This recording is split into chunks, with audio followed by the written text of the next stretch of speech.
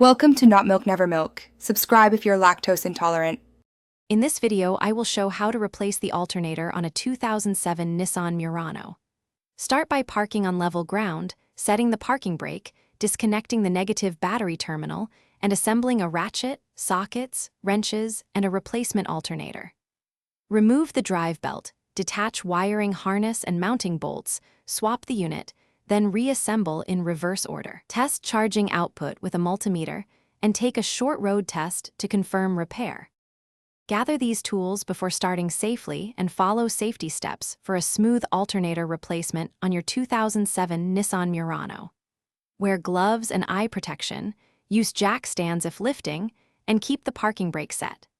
Use a multimeter to verify battery voltage before work, label electrical connectors to avoid mix-ups, and inspect the serpentine belt and pulleys for wear. Replace any worn parts to ensure proper charging system performance today.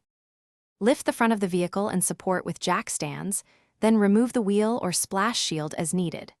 Loosen the belt tensioner, remove the belt, disconnect the battery, unplug electrical connectors, and unbolt mounting hardware while supporting the alternator.